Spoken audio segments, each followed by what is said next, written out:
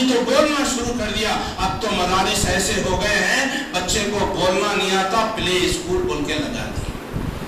پیدا ہوا 1.5-2 سال سے بچے کے اوپر تعلیم کا خرچہ شروع ہو جاتا، اتنا پیسہ بچوں کے اوپر لگاتے۔ اللہ کی قسم میرے بھائیوں، بچوں کو کبھی دین کا علم دلانے کی ہم کوشش نہیں کرتے۔ دین کے علم کو جو ہے ہم حقیر اور معمولی چیز سمجھتے ہیں۔ یہ مولوی جو امام مسجد میں امامت کرتا ہے، اس کی حیثیت کیا ہے؟ اس کو 5-6 ہزار کی اس کی حیثیت ہے۔ نہیں میرے بھائیوں، اس کی جو تنخواہ ہے اس کو مت دیکھو، اللہ کے پاس اس کا جو مقام ہے آپ اس کو دیکھو۔ وہ اپنا وقت نکال کر کے دور دور سے آ کر کے یہاں پر رہ کر کے جو ہے آپ کے لیے اس مسجد کی خدمت کرتا ہے۔ وہ 5,000 کے لیے نہیں کرتا ہے، بلکہ جو ہے دین کا علم جو اس کو دیا گیا ہے، وہ دین کا علم لوگوں کو پہنچانے میں وہ مدد کرتا ہے، آپ کی امامت کرتا ہے مسجد میں۔ تو میرے بھائیوں، دین کے علم کو حقیر نہیں سمجھنا، کیونکہ دین کا علم ہی آپ کو جنت میں لے جائے گا، دنیا کا علم آپ کو جنت میں نہیں لے جائے گا۔ دنیا کا علم جنت میں نہیں لے جائے گا، دنیا ضرور دلائے گا آپ کو۔ دنیا میں مال و دولت ملے گی، بنگلہ کار ملے گا، بینک بیلنس جمے گا، سب کچھ ہو سکتا ہے، لیکن سانسیں ٹوٹ گئی میرے بھائیوں۔ سانسیں ٹوٹنے کے بعد دین کا علم اور اس پر عمل ہی اس کے کام آئے گا۔ تمہاری دولت، تمہارا مال، تمہارے بنگلے، تمہاری کوئی چیز کام نہیں۔ تو جو ہے یہ اپنی اولاد کو نیک بنائیں گے تو مرنے کے بعد، تمہارے مرنے کے بعد تمہاری اولاد تمہارے لیے دعا کرے گی مغفرت کی۔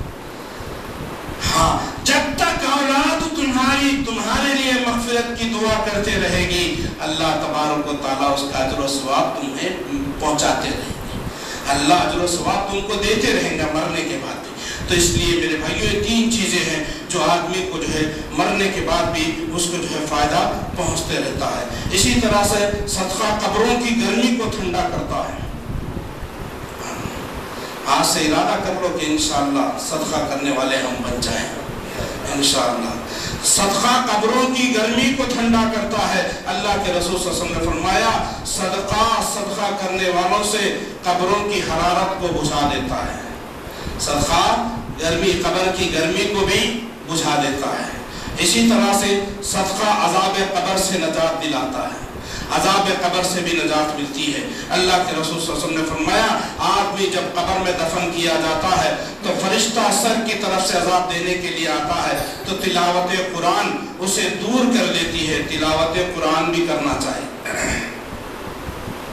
قرآن کی تلاوت اگر ہم دنیا میں کرتے رہیں گے تو قبر میں وہ قرآن کی آپ کی تلاوت جو ہے عذاب قبر سے جو ہے آپ کو روکے گی، عذاب قبر کو دور کر دے گی۔ اور جب فرشتہ سامنے سے آتا ہے تو صدقہ خیرات جو ہے آ جاتا ہے، وہ جو ہے اس عذاب کو دور کر دیتا ہے، سامنے سے آتا ہے۔ اور جو پاؤں کی طرف سے فرشتہ آتا ہے تو مسجد کی طرف چل کر جانا اسے دور کر دیتا ہے۔ آتے مسجد کو، قبر کا عذاب سے بچنا ہے تو مسجد کو آؤ مسلمانوں، مسجد کو آؤ، اللہ کی قسم مسجد کو آؤ،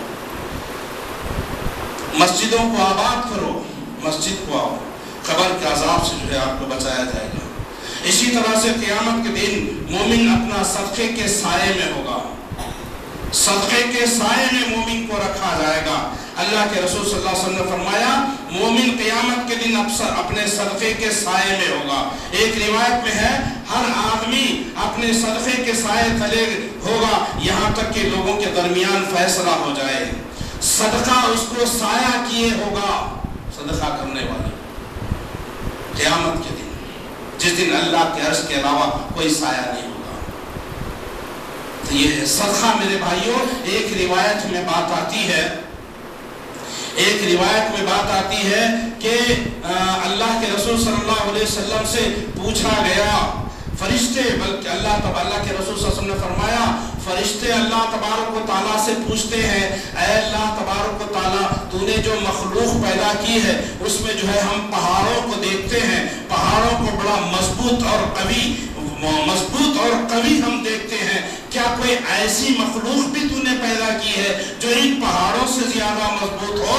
تو اللہ تبارک و تعالیٰ فرماتے ہیں کہ ہاں، میں نے لوہے کو پیدا کیا ہے، جو لوہا، اس لوہے سے ان پہاڑوں کو توڑا جاتا ہے، اس پہاڑوں पहाड़ों को जो है बुकना बनाया जाता है, लोहे से मार करके पहाड़ों को जो है रेजा रेजा कर दिया जाता है। मेरी मखलूक लोहे के अंदर मैंने ऐसी ताकत रखी। फरिश्तों ने अर्ज किया, ऐ अल्लाह तबारक व तआला, क्या लोहे से भी ज्यादा कोई मजबूत मखलूक तूने पैदा की? तो अल्लाह तबारक व तआला ने फरमाया कि हाँ, लोहे से भी ज्यादा ताकतवर मखलूक मैंने पैदा की, और वो है आग है। आग लोहे को पिघला देती है, आग लोहे को पिघला देती है। तो आग से, लोहे से ज्यादा ताकतवर मखलूक आग है। कहा, अर्ज किया फरिश्तों ने, आग से भी ज्यादा कोई ताकतवर चीज तूने पैदा की है? कहा, मैंने पानी को पैदा किया जो आग को बुझा देता है, आग को बुझा देता है ये पानी।